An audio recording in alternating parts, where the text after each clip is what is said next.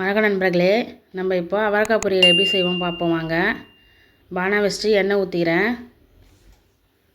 எண்ணெய் காய்ச்சதுக்கப்புறமா கடுகு போட்டுக்கலாம். கடுகு நல்லா பொரிஞ்சதுக்கப்புறமா உளுத்தம்பருப்பு போட்டுக்கோங்க. உங்கள்கிட்ட கடலைப்பருப்பு இருந்தாலும் போட்டுக்கோங்க. என்கிட்ட இல்லை, நல்லா உளுத்தம்பருப்பு போட்டுருக்கேன். உளுத்தம்பருப்பு போட்டு கொஞ்சம் நல்லா பொரிஞ்சதுக்கப்புறமா வெங்காய பொடியாக நறுக்கி வச்சுருக்கேன், அதையும் சேர்த்துக்கலாம்.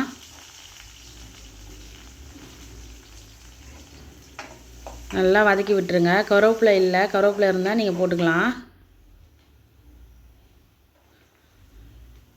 அவரைக்காய் பொடியாக நறுக்கி வச்சுருக்கேன் இந்த மாதிரி, அதையும் நீங்கள் சேர்த்துக்கலாம்.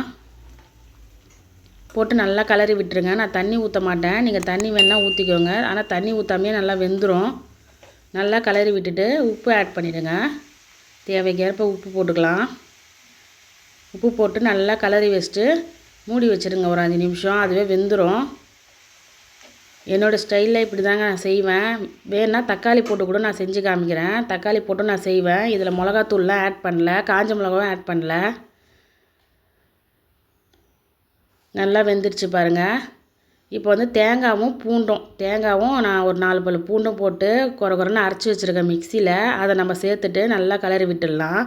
இந்த மாதிரி செஞ்சு பாருங்கள், சூப்பராக இருக்கும். டேஸ்ட்டு வாசனையாகவும் இருக்கும். அவ்வளோதாங்க, என்னோடய ஸ்டைலில் அவரைக்காய் பொரியல் ரெடி ஆகிடுச்சு. எப்படி இருந்து ட்ரை பண்ணி பார்த்துட்டு லைக் பண்ணுங்கள், ஷேர் பண்ணுங்கள், கமெண்ட் பண்ணுங்கள். தேங்க்யூ.